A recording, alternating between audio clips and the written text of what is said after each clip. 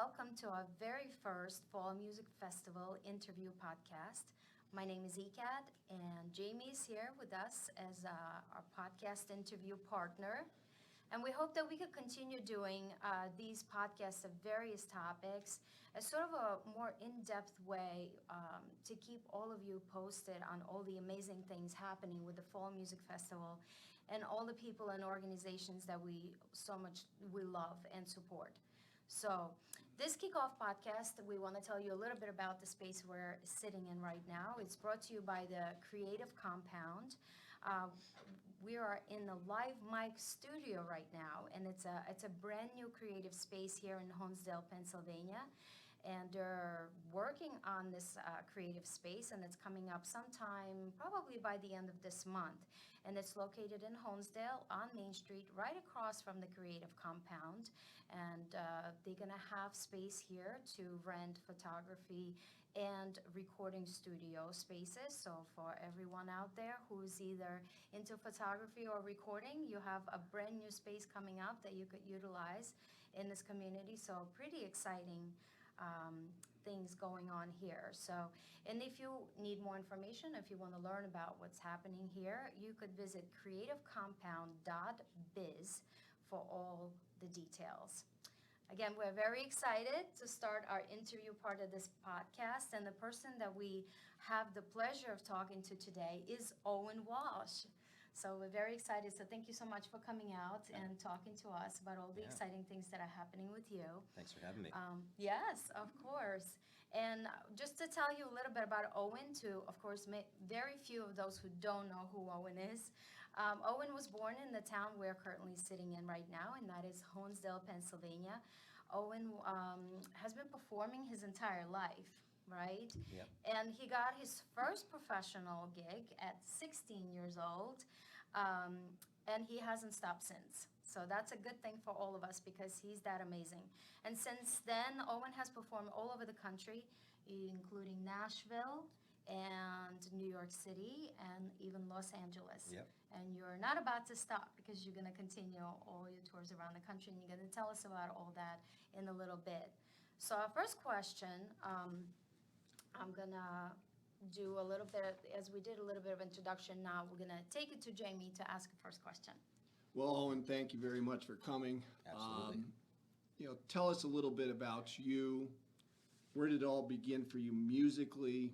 And, what made you decide to become a musician? Well, the very first kind of introduction I ever got with music was just at the age of 3 years old. And I have two older sisters who are 3 and 5 years older than me, and they were kind of getting interested. One wanted to take cello lessons, the other wanted to take piano lessons, and at the age of 3, I think my parents really just didn't want me to feel left out, being the only kid not to get music lessons. But kind of the only thing that's small enough for like a little 3-year-old's hands to fit around is a violin.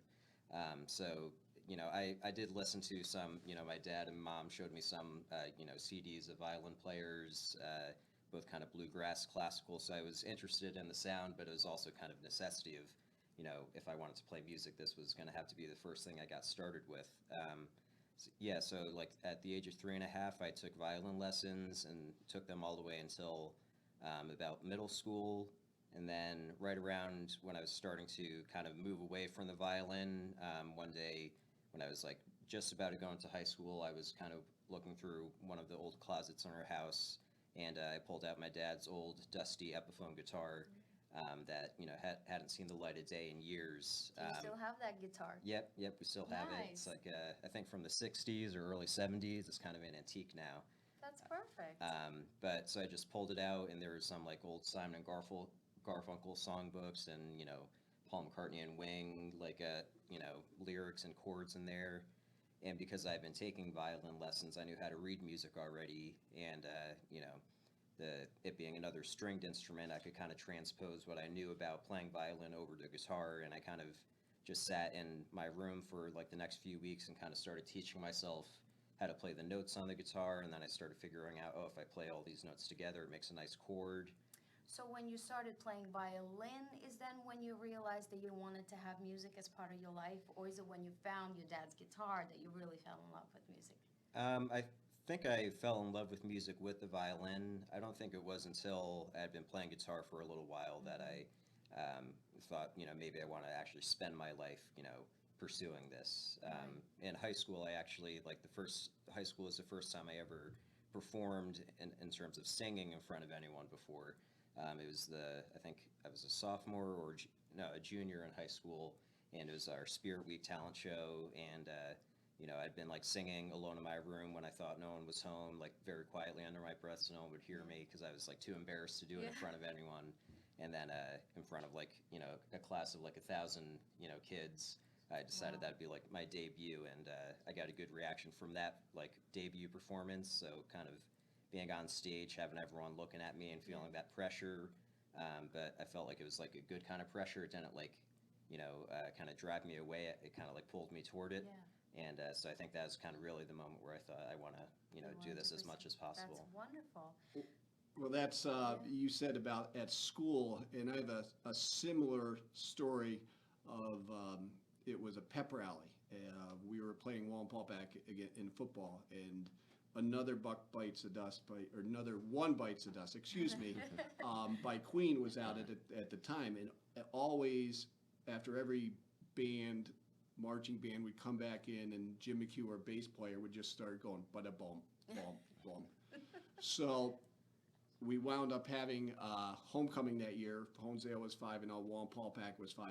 So my brain went to, well, what if we do the song "Another Buck Bites the Dust"?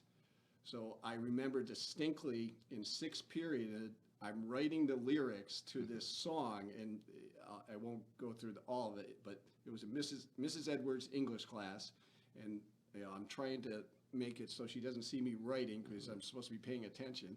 And it's 1st and 10, Beaver gets the ball, all you see is Buckhorns fall, that's the way it's going to be. Are you ready? Are you ready for this? Another buck bites the dust. So that was in front of 1,500 kids. I'm not musically talented, so to speak, so that was probably my biggest crowd, but it was the same thrill to have that all those people into that music. And I think that's probably where the into the music of where it's like, wow, I feel pretty comfortable in this, or I might want to do it. So Definitely. I just that's funny that you about the school spirit, and I still believe it's the greatest pep rally ever.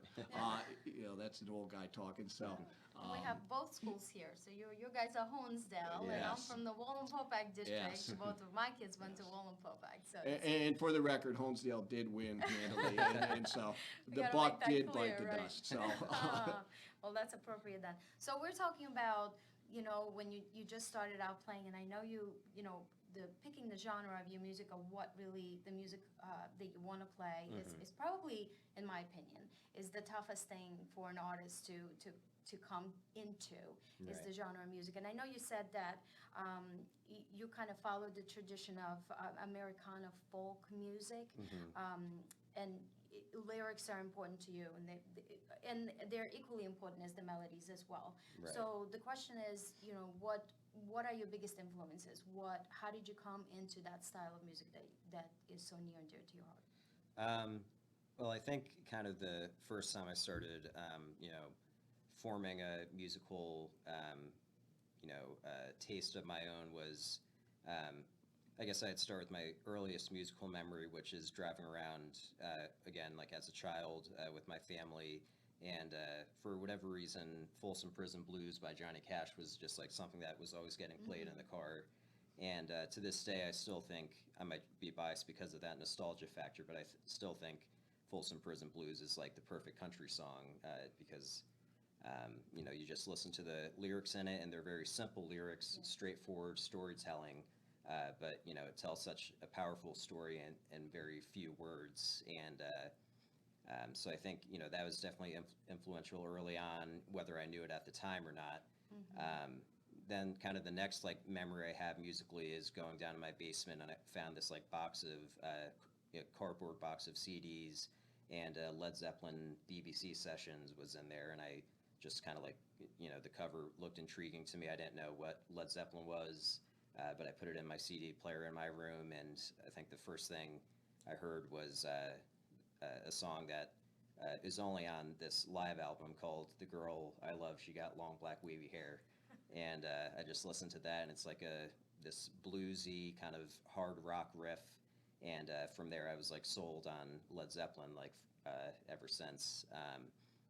And I wouldn't really say necessarily that Led Zeppelin is like a folk band per se, but they're this British rock band that are really deeply rooted in American blues music. So in a kind of a roundabout way, it is kind of still the tradition of like Americana folk music through blues interpreted by these British musicians. So I think it kind of makes sense that from there I kind of found my way back.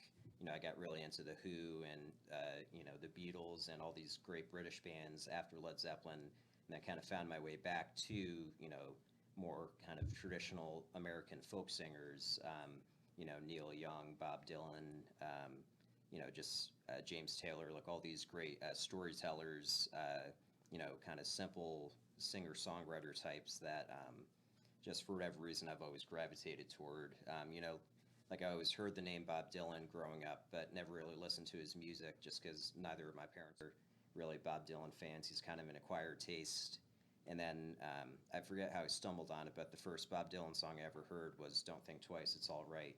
And that's kind of similar to Folsom Prison, like, Yes. very simple story song, but just so powerful. And the way he sang the song was like so kind of, he wasn't overly emotional about the words that he was saying. He was like very straightforward, kind It of was matter real. of fact. Yeah. It was like a real life moment when, Right. and that's what storytelling is all about. And I Right. feel like I've listened to enough of your songs to where I could see the similarity of your influences. Yeah. And that is the storytelling of real life experiences. Like there are some songs that you've written about where you live or Right. the people that you've come across. So all of these relationships and Yeah. experiences is what comes through to your song. So I could see the relationship of your influences in that. Yeah.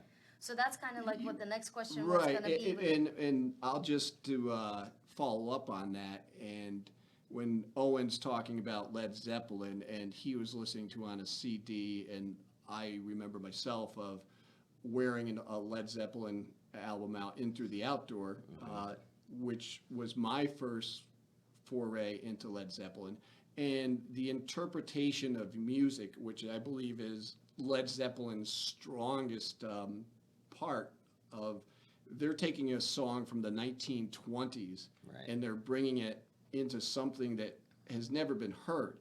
And for those that haven't heard Owen, if you have the pleasure and the honor to hear him bring his interpretation to the songs, that to me personally, that's one of the greatest things that I enjoy listening to you. You take a song and you make it yours. Right. So on to the question still was, are those musical artists that you just listed still, that's what you still listen to, or what do you like to listen to most now?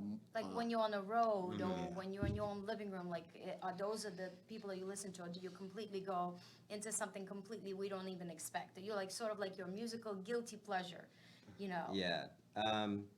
I think I go through phases with like the music I listen to. So I kind of have like a, not on purpose, but it like when I look back on it, I kind of have like an all or nothing kind of attitude where, I'll get into like a Bob Dylan phase and I'll just listen through like, his first 10 albums, like in, an entire month, spend an entire month listening to like those 10 albums, and almost like my brain almost like fixates on it, doesn't want to hear anything else. And then I'll, have another period where I'm like back on a Led Zeppelin kick and listen to them for a little while. And then, then it's like, I've listened to them too much. Now I'm like, got to turn it off for a while.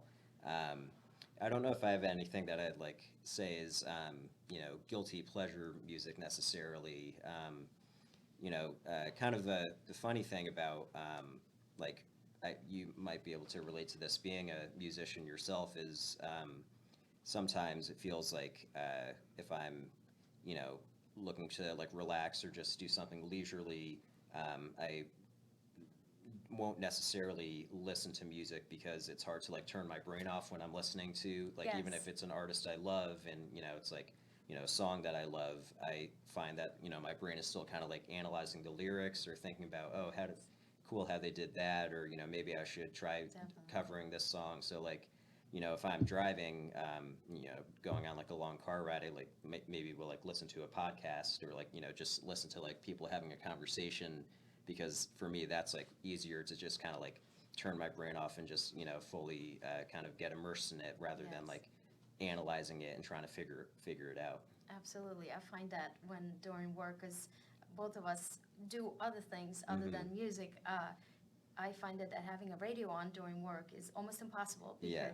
you go into like, oh, they're doing this, so maybe we could add that and really add Mhm. that song to the list. And how did? Oh, yes, it's almost impossible. So I Yep. could see, I definitely could understand where you're coming from on Yeah. that. Wonderful. So another question we had was we were just you started performing so young. You talked about getting your first professional gig, and you kind of talked your parents into, instead of getting a regular job, like when you were a teenager, you Yeah. wanted to perform, and so Yep. your parents agreed to allow you to perform and get some of the gigs and get your feet Mhm. wet in that. So if you want to tell us a little bit, like maybe there's a favorite show that you did at your very first show, what your impressions were when you first started. Yeah, I think the first gig I technically ever did was something kind of just random that came up. It was like through the high school because I was still a high schooler at the time, and it was like set up by I think like the band teacher or maybe like the middle school band teacher, even just someone knew that I could play guitar, and this was even before I started really singing in front of people. But they knew that I was a guitarist, and it was like a local women's club was having like a meeting, and they wanted to have like a few like high school musicians come, and like a girl, like a classmate who played clarinet came and she performed something, and then I came with my classical guitar and played Michelle by the Beatles, like an instrumental Nice. version. And when I left, they gave me $15 for playing at their meeting. That's great. And I like remember getting back into the car and getting driven back to school by the teacher, and like it wasn't a ton of money, but I was Right. just looking at this $15 like, wow, people will pay you to play music, like this is To what do I what do. you like. Yeah, Yes. this is what I'm doing anyway. That's And wonderful. so that's kind of like the first realization I had, like, oh, people are willing to pay you to do this, which just seemed so foreign to me at the time. And then I think like the first gig that I got was at Casey Pepper, um, uh, where I actually went, and the bartender manager probably thought it was kind of weird because I don't think I've ever done it like this before, but I just kind of showed up with my guitar and like auditioned for him, and just kind of like played a few songs. I think I sang like Wagon Wheel and The Weight by the band. And, after I did like a few songs, I went up to the bar and he said, come back on Friday and you can play for 3 hours That's or probably something. the best way. It seems like Yeah. you're very old-fashioned in a lot of things that you do. That old soul of yours, Yeah. is in your music and also in the way that you approach your auditions. Yeah. Going into and like actually auditioning, showing what you have. That's probably the best way. So Yeah. that's really awesome. Yeah, there's another summer, like kind of soon after that, after I've been doing a little bit, but, still wanted to get myself out there, and I like printed out basically like a resume of like, types of music I could perform, what samples of songs I sang, what instruments I could do, and like Nice. just had it like printed out on a piece of paper. Could Like, say no to that. Yeah. What then you could ever say no to that. And let me Yeah. ask you this, Owen, how old, when you were at Casey Peppers, how old were you? Do you remember? I think I was probably 17. 17. Yeah. So right after that, 16 years old, where you Yeah. started getting the gigs, then that Mhm. it went right after that, and you never Yeah. stopped. So Right, that's exactly. wonderful. And so as we're talking about gigs and, if you had to, what was, maybe your favorite show or favorite venue, since you've been 17 Mhm. playing, what would you say your favorite place or venue has been for you? Well, obviously, I'm partial to the Fall Music Festival, as I think anyone who's been involved in the festival, not even just because you're here, but it's an honest answer is that that's really a special one that, I think, I wrote a story for the River Reporter ahead of this year, or, this current year's festival, a couple weeks before it happened, and like the phrase that all the musicians seem to keep using was that, it's like more than a gig.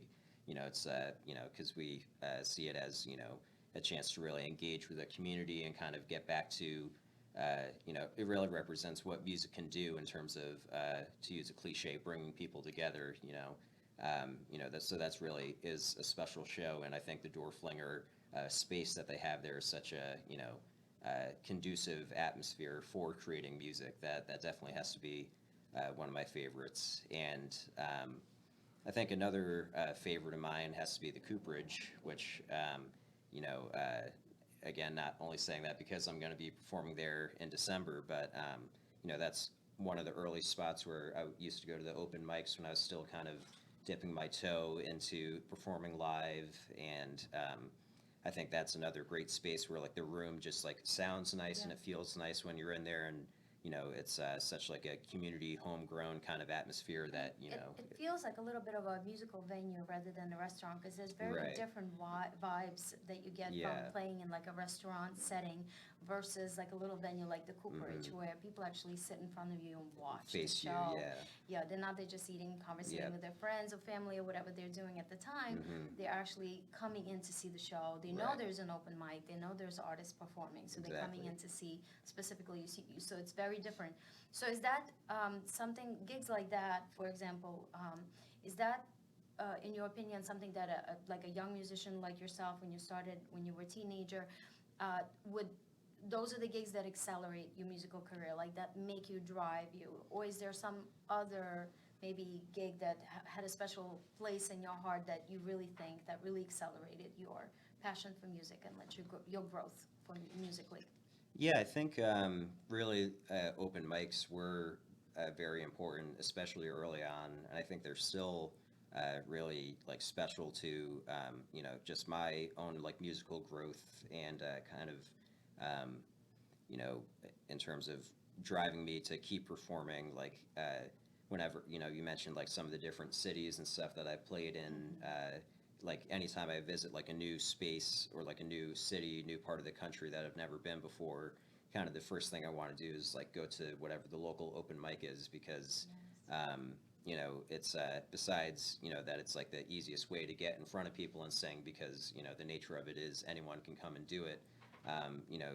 You just see you get to meet and see a lot of other musicians that are just doing it for the love of it. So it's a networking as well. So that's, so it's very important. And it's funny you said the Cooperage, the open mics, because that's where I started as well. So Yeah. and that's where all the networking comes in. So it's definitely, I could see where a lot of the growth and the experiences come from the open mics. So Yeah. that's And you talk about the Cooperage, and one of the things that I saw Owen, he was doing a Johnny Cash, and we talk about Johnny Cash, Yes. and he did the Johnny Cash show, for lack of better terms, and the intimacy of the venue, it's special. Yes. I believe with a solo performer, it just resonates in there. The sound resonates. The artist, it makes him shine even more than Owen does. So so the Johnny Cash, I just love that. That was one of my favorite moments of going to the Cooperage, and that show, which they were spotlighting, a Ken Burns PBS special, and Ken Burns can do a PBS special, 8-part special on how to lay the floor. He's that good. So that was so good. You started as a solo performer, Owen, and you've grown into your current group, Owen Co. Tell us about that, and like how did that name come about? Yeah. Well, my first band that I was ever a part of was had a different name. It was Dead Tracks. You probably remember, and that was my high school band. Most of the guys I still play with who are in Dead Tracks, and actually at the last Fall Music Festival, all of Dead Tracks, because Davey Galinsky, who has since moved away, was back for that show. So it was kind of like a Dead Tracks O and Co. kind of collaboration. We thought about calling it Dead and Co., but thought it might be confusing. A little infringement. Yeah, but Copyright infringement, Yeah, possibly. and David was just at the show at the last, right? At the last Fall Music Festival. Was Yeah. it David playing with you? Yep. And I haven't seen him since he was a little kid in the Ritz Playhouse. So that was Yeah, yeah. amazing to see all of you. I did not know that you guys had roots. I thought you were just friends and kind of got together, but I see Yeah. that there's roots in there. Yeah. We were all kind of around the same graduating high school class. You know, Davey and Tori Decker were 1 year older than me, and Mason Carmody, who's the drummer in O and Co. And Dead Tracks is a year behind me, but we're all kind of in that same cluster. And O and Co. I formed when Dead Tracks had kind of gone dormant because we all went to college. We were all in different parts of the country. But when I came back, to Honesdale for summer and, just on weekends, I still wanted to have a group to do gigs with. And, I kind of quickly realized that because I did like a couple, one-nighter kind of things with like, a ragtag group of, different musicians, whoever was available. And I realized, there's never going to be a set group of people who are always in town at the same time. It's going to be so hard to, form a band that's going to be like anything constant. And I don't want to constantly be, every time someone drops out and we have to replace them, come up with a new band name, because those are infamously hard to figure out to begin with. Yes. Dead Tracks was even like a kind of last resort name because we couldn't agree on anything else. But so I just thought, if I just call the band O and Co., obviously short for Owen and Company, that way every time, the company is different, as long as I'm the constant thing, it can always be called O and Co. So there is kind of like a core 4-person group that is like the, most frequent, kind of standard O and Co. lineup, which includes Tori Decker, Mason Carmody, and then our friend Ted Weckbacher, who plays the keyboard. But He's amazing. yeah, he's fantastic. But if someone's not available, or like we bring in another person who is just visiting, we can still call it O and Co. Kind of keep it flexible, and then. So was there any other names that you guys kind of threw out there and say, well, besides O and Co? Obviously that all came together and it all made sense at the end. Yeah. But while you were coming up to that, the conclusion of that name, was there anything else that maybe somebody would be surprised that you could have been your name instead of O and Co? Yeah, I don't think we really pitched too many other names for O and Co, because I kind of came up with that concept before, like we had our first gig, so it kind of was like, this is the group and it's going to be called O and Co. I do remember with Dead Tracks, our very original name was called the Escapades, which was Tori Decker's. He's the one who technically formed that high school band, and he named it the Escapades. And I forget why I think we all just kind of got tired of that name. So then there was like a long process where we were all pitching options to.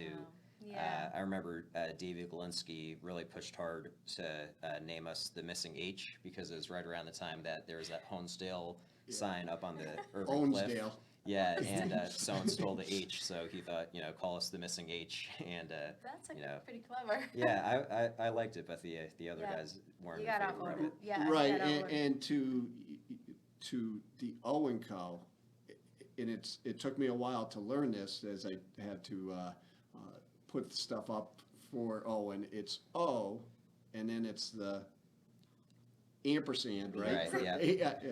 Ampersand Co. So it always works. It's not OEN Co. It's O and Co. Right. So it always works because the Owen is always the constant. Yeah. The right. O is the Yes. constant, and then, Yes. like you just said, all those other great musicians, Mason, Tori, Teddy, we're so blessed that we've been able to.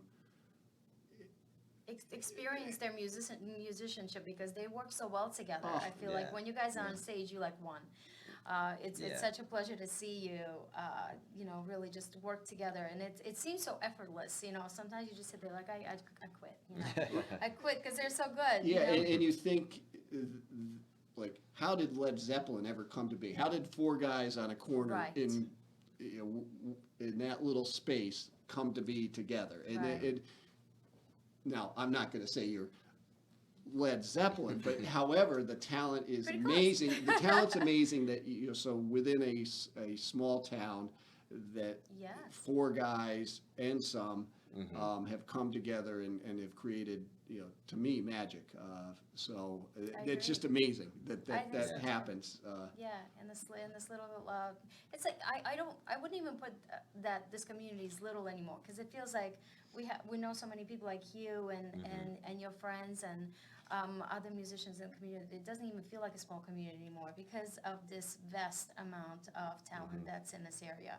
So we definitely appreciate. So let's talk a little bit about like just the evolving, because I know as a musician you're always evolving your style and your genre of music. Do you feel like your genre of music, your style of music has evolved from something? I know we talked a little bit about that you kind of early on had the influences. Do you feel like you've changed? I know, and this is an observation. So I've watched you play at the Fall Music Festival in certain songs that you pick, and I kind of know your direction at this point and I've always admired your style of music. This last Fall Music Festival, you almost brought something different. It almost became from the more of a folk style into more of a rock folk. Like Yeah. it kind of evolved a little bit. So tell us a little bit about it. Are you looking to evolve? Are you evolving into something, especially with this new album coming out? Yeah, I think I don't know if I'd say necessarily that I'm looking to evolve. I think it's just kind of happens whether I want to or not. Just with you know the more music that I am exposed to, and the longer just I'm around listening to music. It all just kind of gets into my brain, and whether I'm really conscious of it or not, it's you know making its impact in there somewhere. Like I was saying about, it's hard to listen to music and Yes. relax because I'm just always kind of thinking about every song that I'm hearing. But yeah, there definitely were some songs this year for the Fall Music Fest set that you know probably wouldn't have been really considered in past years. Free You know, Bird. well, yeah, Freebird It was was incredible. Yeah. Freebird was the Yeah. big swing. Freebird, for sure. and you didn't Yes. even have to have anybody yell it. No. So to me, the Freebird part of it, and anybody that was in that audience would say, "Wow, Yes. did That's you what we said." see Owen and Davey on the guitars?" Yes. I mean, Yeah. And that to usually- me is something that we don't see enough. That's my personal opinion of the Owen shining on the guitar, which comes back to all his classical training, I believe, of what he can do with those fingers. So It's the violin training. so it's the showcasing of it, and I'm just going to ask this right now about like songwriting part of it of your music. We're here tonight to celebrate you and be sad that you're moving away, but happy that you're moving away, and hopefully your dreams, whatever they may be, come true. You did a song not too long ago, a little bit tongue in cheek, maybe all tongue in cheek, like a country song. And would you? And I don't want to call it a sellout, but I know the heart that goes into Owen's songs and into the songwriting. Would you consider? I don't want to necessarily call it a sellout because that's maybe not quite fair, but to go a little bit away from your beliefs to maybe, okay, if I do something like this, it will open up it'll take me to a step that evolves to where Jamie Rutherford does get to bring you on to Madison Square Garden. I just, when I heard that song, I'm like, wow, this song is amazing, and I know your tongue was firmly implanted, but I'm thinking, would he change that enough to, I don't want to say commercialize himself? Yeah, be more mainstream. More mainstream. Yeah. Well, yeah, the song that I think you're mentioning is something I posted online that I just kind of noticed recently, that like any mainstream country song, it's kind of the opposite of, the songs that I love, where it's, very kind of cogent songwriting. A lot of the country songs nowadays, I noticed, are just seem to be like lists of things. So it's like, the song is always about, I like dirt roads, and I like American flags, and I Beer. like trucks and beer. Yeah, just so there doesn't have to be like any story to it. You can just Right. kind of list all the things you like, and then have a catchy hook, and then Yes. that's good enough. So yeah, I did kind of write a song in that style, tongue in cheek. Um, I have had some people who listen to that and say, I genuinely would buy that song, or I do would listen to that song on the Right. radio. So I think maybe with something like that, I if there was a way that I could write those kind of songs and then sell it to Blake Shelton or something, not have to sing them myself, I'd be perfectly happy to make a living writing them. But I probably want to go on stage and Fair do enough. it. I just, Yeah, I yeah. it just made me, laugh and Yeah. smile, because people that were just, on the other side of the country or somewhere, they're just listening to that, and it was a catchy tune. There's nothing Right. wrong with the Yeah. music part of it. It was catchy. It was this, and but when Owen, Yes. you know he's kind of kidding you there. Yeah, Get yeah. there, right. And speaking of the other artist, you just mentioned that you maybe one day would want to write a song and maybe have another artist who's mainstream. Although I think you're totally on your way, so you probably wouldn't have to write for anybody because you could do your own songs. Thank you. But collaboration sometimes is a great way to, again, it's all about the networking and Yeah. things like that. So your dream collaboration, like who is someone who you absolutely would love to, either past or present, would Yeah. collaborate with you musically? Well, unfortunately, I'll still say him because you said past or present, but he unfortunately passed away a couple years ago. But John Prine, I think, is probably, it's a toss-up between him and Bob Dylan for, just my ultimate favorite songwriter. I think sometimes sometimes I've said that Bob Dylan is my favorite songwriter, but John Prine has written my favorite songs because, Bob Dylan is always like the original for me. He's kind of the one that, like I said, I listened to Don't Think Twice, and that was like, what kind of got me on my way. But, I think Angel from Montgomery, there's not a better song that I've ever heard written. It's just kind of from start to finish, like every word in it is totally necessary to the song, and it's like perfectly placed. And, that if he was, still with us, if we were lucky enough to still have John Prine around writing songs, because he was writing them, and he put out an album like, almost kind of right before he passed away, and he was still writing these great songs.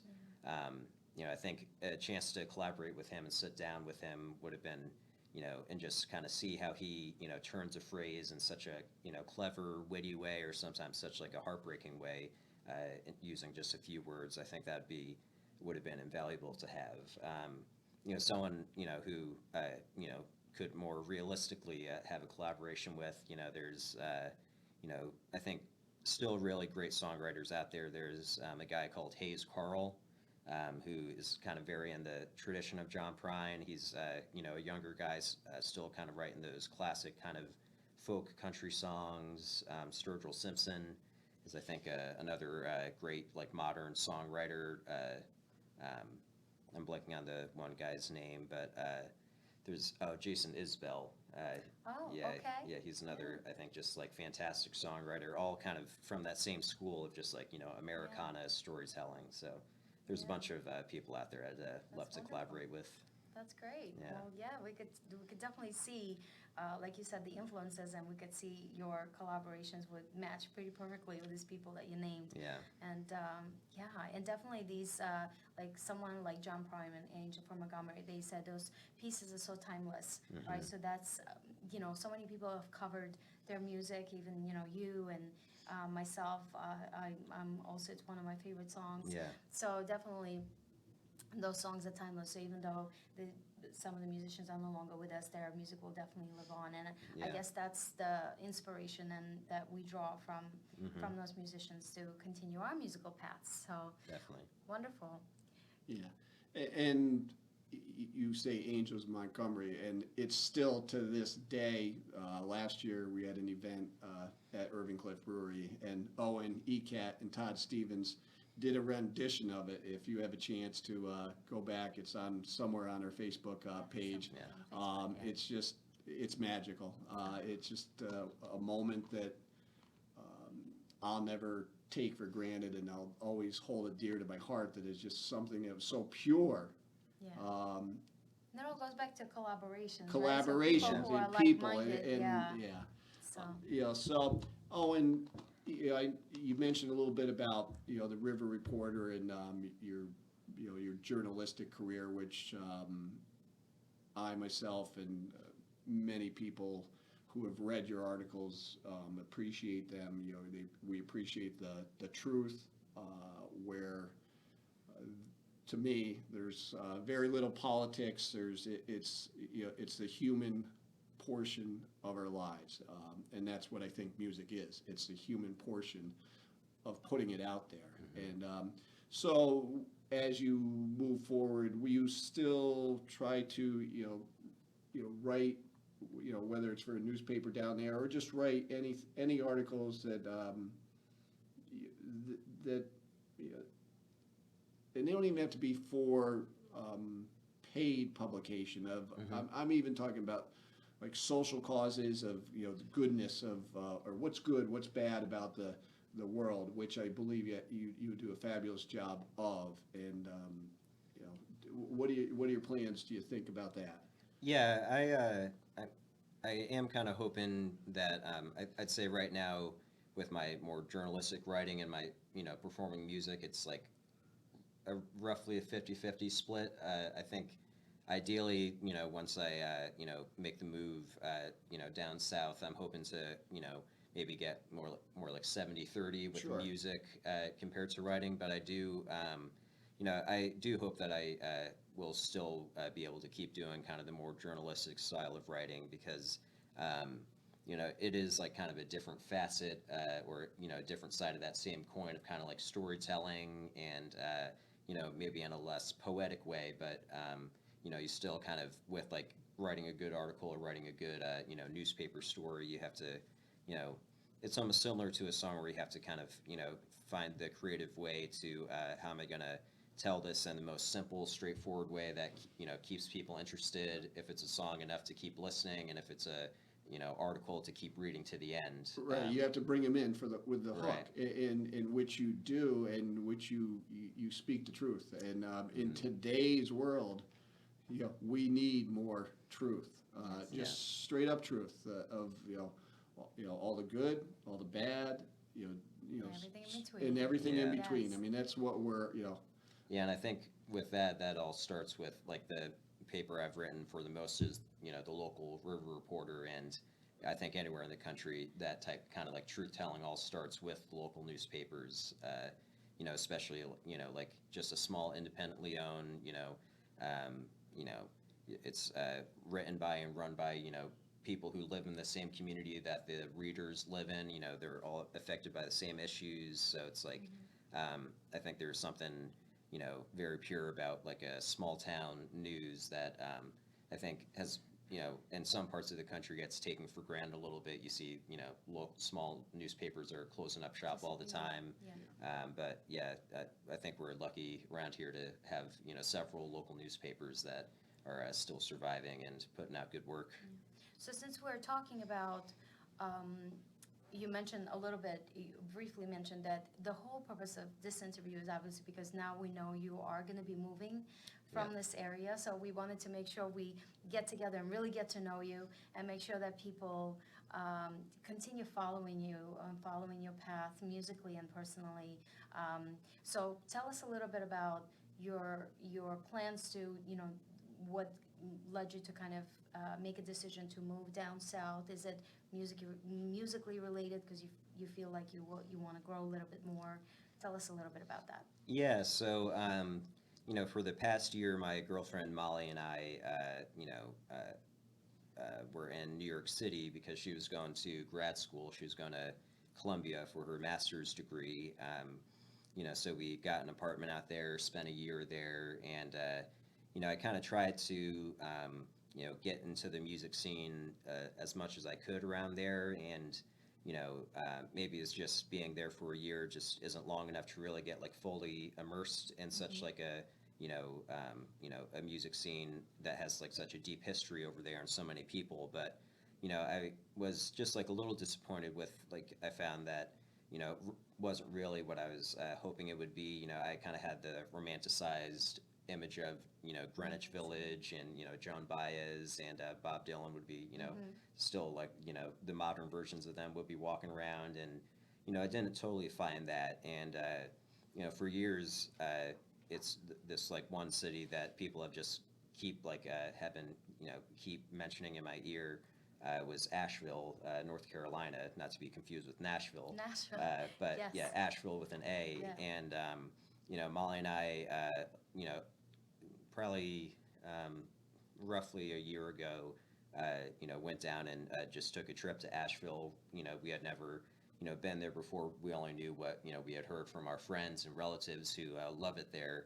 And we just kind of fell in love with the city immediately. It's kind of the perfect mix for us and our little chocolate lab that we have, kind of perfect mix of like, nature, but still with like a metropolitan feel to it. And, you're up there in the mountains, so you have like, so much outdoor recreation that you can take part in. But, there's like a big kind of arts and music cultural kind of scene there. And, you can I could definitely like get the vibe just from, walking around and like seeing different, venues and stuff that like music is a big part of the, the whole city's identity there. So, I think music is kind of part of what informed So the decision. it was personal, but music was Yeah. part of that big decision as well, too. Right. Because of your visit, you went over there and Yeah. you fell in love with the place. So Yeah. we're definitely going to miss you but this is what this is all about, is to introduce people who might not necessarily know who you are, which I doubt there are many, but to continue following your musical journey to Yeah. see where it goes, because we definitely think you're on your way to something special. So, yeah. Yeah, and you talk a little bit about musically down there in Asheville. And, I've got a question to Owen and Ekat of, from, let's say, 7 years ago, the music scene within this area, and saying Honesdale is not fair to the area. So when I say area, I mean Hawley, I mean over in Callicoon, I mean the whole area. To me, you, Owen Walsh, have been a huge part of growing that music talent. Like, people have seen you and say, I've got to raise my game. And I feel that the music from 7 years ago to today, and maybe they were just in the woodworks. They might have been, but all of a sudden you see talent. You see Ekat and Mike Miller and Dave Figueroa, who are tremendously talented musicians who have come together, and they do other avenues of music, whether it's CCR or the new, what's her name? Oh, the Sheryl Crow. This new Sheryl Sheryl Crow. I just see so much growth within this area. And speaking of growth, Creative Compound across the street, there's open Yes. mic tonight. Yes. You see growth within there. Still up at the Cooperage, there's music that, it's, to me, it's amazing that you can go on a Monday, is today Monday? Monday. On a Monday Monday night. night, you could Open go mic. across the Yeah. street to Creative Compound and see amazing music. Yes. On a Monday night. On a Monday night. And on a Thursday night, you could go to Here and Now, and they have a jazz night that's Yes. going on. And all the other things in between. So I believe that you have raised the bar for our musical area. And, we thank you, or I thank you. Yes, And thank I you. mean, did you believe that's Absolutely. true, Kat? I agree that, and I've been following you for quite a few years, so Yeah. that's why I was so excited to do this interview, and you're definitely an inspiration to me. Like, your musical, right? You're honed into a style, and you stick to it, and you're true to yourself, and I really respect that about you, and I'm very excited about everything that's gonna come up your way, and definitely agree that we have so many venues out here that give the opportunity to either a young artist or someone who's up and coming, or somebody who's been doing music for 20, 30, 40, 50 years, still coming out and have the opportunity to either perform at the open mics, which then gives the inspiration to the young musicians that are out here like Yeah. you. And I consider myself a young musician as well. I've probably been doing this much less than you have. Right. So, seeing all these people with so much talent definitely is a great way. And like you said, so many venues, Monday, pretty much all days of the week, you could go and you could find some kind of an event Yeah. going on musically. So that's, of course, thanks to the community that's happening here and places like Creative Compound. That's hosting all these. Yeah, great- places like Creative Compound and people, and Ekat touched on it, of, young artists, young musicians. And I'm going to give the plug to, Ekat and Mike and Dave. They started this past summer, a spotlight on young musicians. Sort of a showcase, A To showcase. give an opportunity for. And yeah. so tonight after this interview, we're going to have a check presentation, because the Fall Music Festival stands behind Ekat, Mike, and Dave, and knows they're going to do great things, and we're going to set aside funds so that they can do even greater things. So the part where, our home together, the community, that's a special part. That's a special part about the Fall Music Festival. That's a special part about Owen Walsh. That's a Yes. special part about Ekat. That's what this area is about. It's special people coming together, giving their time for these younger musicians, but they've started it. Now you're giving them an opportunity. Right, or even like the Fall Festival, and this is how I've come to know you guys, is from the Fall Music Festival, and you've been giving your time for years now, and giving so much back to the community, and I think this is what, it's really inspiring. So then we go back as someone like my group, MDK Trio, and then we look at you and say, wow, they're doing so much, and there's so much more that could be done. Why don't we do this? And it's like a domino effect, Yeah. from one to another. So we feed off each other. We work together. I think, we have a great team. So that's, basically what's over. And we are honored to receive, the support to continue our program as well. And that's, thanks to you. And we're inspired by the works that you guys have started, that, Jamie with the Fall Music Festival, and so much that it does for the community as well.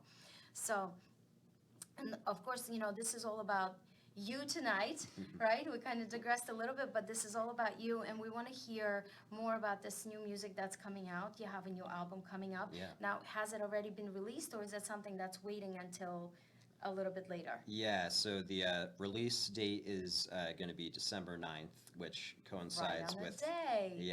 a show That's that wonderful. me and the guys who are working on the album with me are going to debut the album at the Cooperage, which we mentioned a few times, which is kind of it's going to be kind of like a great kind of button to put on not the end of my time performing in Honesdale, because I sure hope that I'm going to come back and play here. We want you to come back. Oh yeah.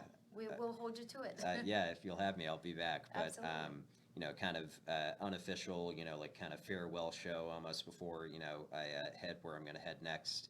And kind of like I said earlier, like the Cooperage is one of the places where it all started for me. So to kind of put do the farewell thing there and debut the my first ever album, which is the title of it is On My Way. And and this is a full length, right? Full This is a length, full yeah. length album with Yeah. Owen Co as you are guys right now. Yeah, and but some other musicians too that just met while all my years growing up here and performing music here. There's like a bunch of different people who are just sitting in on songs and stuff. So it's going to be exciting to both have that first full length album put out there, and hopefully kind of get a nice community showing to debut it to on that night of December 9th. So let's talk a little bit about that night. It's going to be December 9th, you Yep. said, right? It's going to be at the Cooperage in Honesdale. Yep. This is a beautiful venue that presents lots of different events and concerts and things like you said. You started there. I started there. That's Yeah. where my kind of musical bug has began as far as performing. Yeah. So it's wonderful. So December 9th, it's going to be a concert. What time does it start? 7 o'clock. 7 o'clock. Yep. And there are tickets that people could go, or they could go to your social media to find the links to the tickets. Yeah, if you, if someone goes on owenwalshmusic.com, that's my website, and just go click on shows, and then you can click on that Cooperage show, and there will be a link to where you can get the ticket online. I think they're also doing tickets at the door that night for like a couple extra bucks. But yeah, if people want to get them online, either go to the Cooperage's website, which I'm pretty sure is just thecooperage.org, or Cooperage The Project. Cooperage Project, I believe. Yes. CooperageProject.org, yes. Or owenwalshmusic.com, and you can find tickets either place. Right, and if you can buy them online, so it's December 9th, 7 o'clock. I believe it's $15. Yeah. We will sell out the place, so I would Yes. suggest getting your tickets early Yeah. and being ready and Yes. for it. So, So one more question, like, we know you're excited to go. Like, you found this Asheville that's you're gonna call home. So, but is there something about your home here that's in particular that you're gonna completely miss? Yeah, I think there's a bunch of things that I'm gonna miss. There's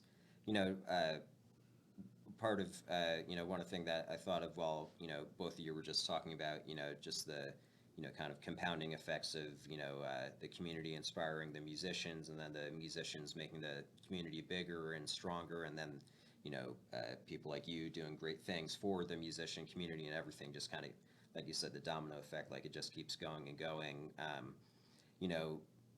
I've been to New York City and Nashville and Los Angeles, and seen like a bunch of different musicians that are in the industry, kind of at the top of their game. And I really don't think there's the kind of musicians that I've met and played with in Wayne County and Sullivan County, New York, are less than any of those musicians in like those big cities, and like who are doing it like in a professional sense. I think there's just the best musicians that you could really ever hope to meet just in our little community. And it's really just kind of amazing to a lot of people kind of have the impression that to really like go see the real deal, or like the best stuff, you have to go to one of those meccas like Nashville or New York City. But I really think on any night of the week when you go to one of those just little shows or open mics, you're going to find the best kind of musicians that you could ever hope to see. So that's definitely going to be part of it, that one of the things I miss. From a non-musical standpoint, probably the thing I've been most nervous about with leaving is I mentioned I have a chocolate lab named Luna.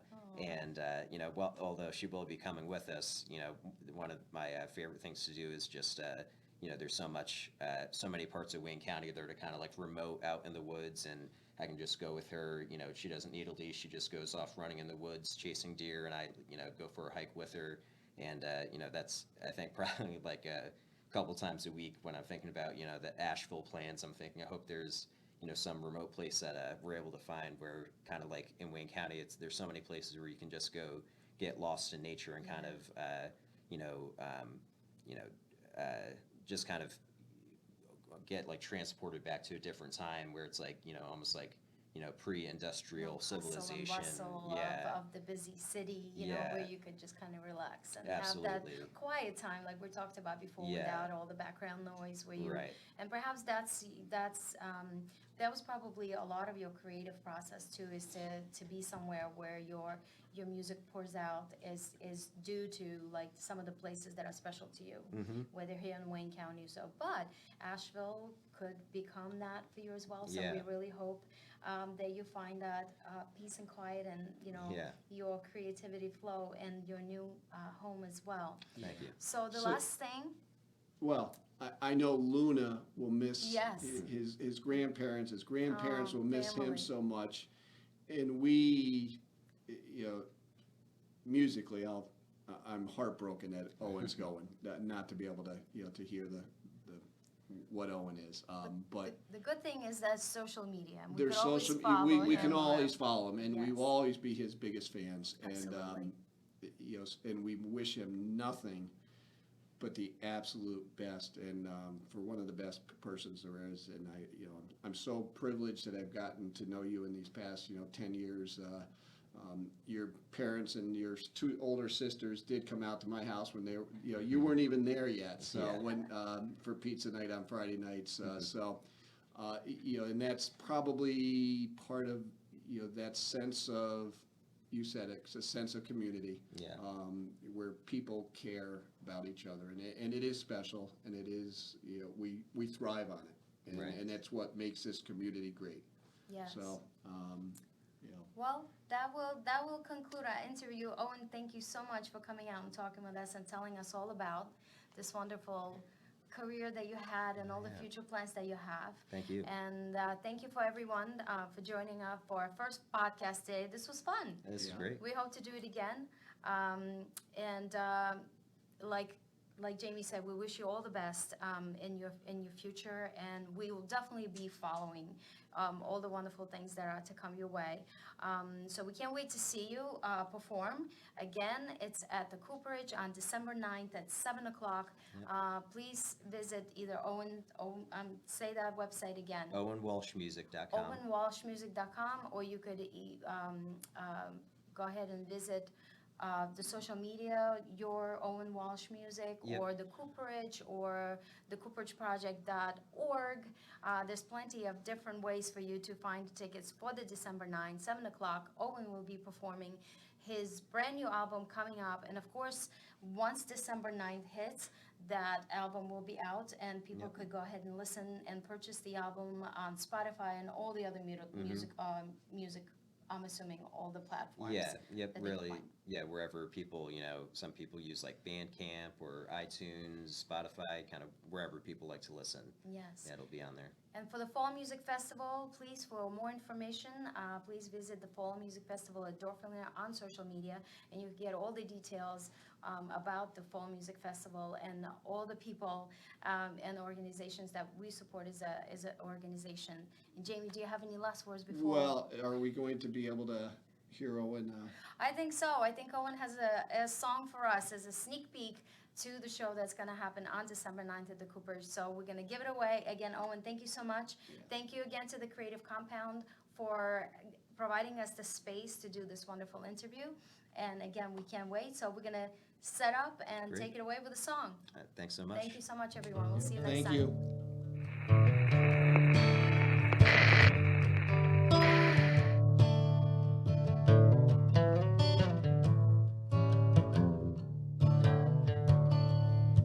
I ain't never been south of the Mason-Dixon line, and I've never been north of Maine. I've spent all my life on the same stretch of road, and I've made a living hauling grain. I never had the chance to get lost in the streets of Rome, as my mother gets lost in the hallways of her home. So I guess I stick around, stay on my home ground, 'cause it never feels like it is time to go.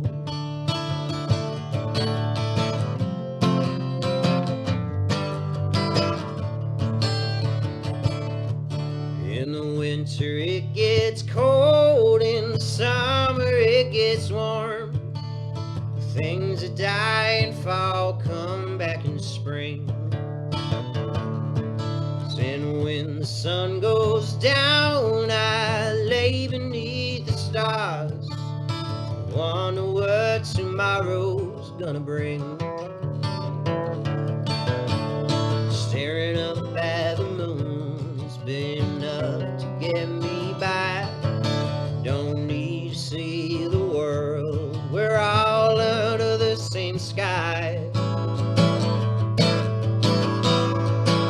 So I guess I stick around and stay on my home ground, 'cause it never feels like it is time to go.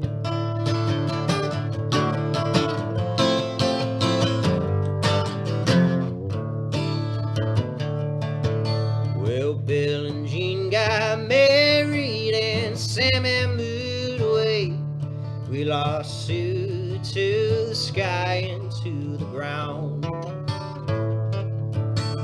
the friends that I've got now aren't the best I've ever had, but they're the only ones who stuck around. And all our conversations seem to start and end the same, like a wind without direction, like a street without a name. So I guess I stick around, stay on my home ground, 'cause it never feels like it is time to go.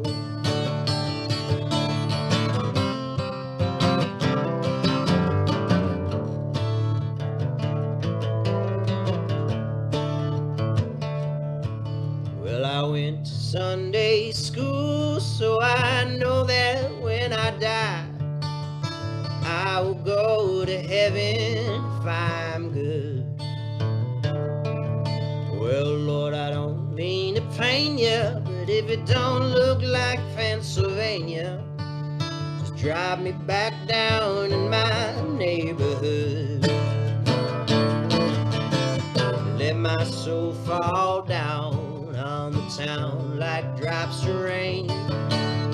Make my breath the wind, and I will haul away the grain. So I guess I'll stick around, stay on my home ground, 'cause it never feels like it is time to go. Never feels like it is time to go.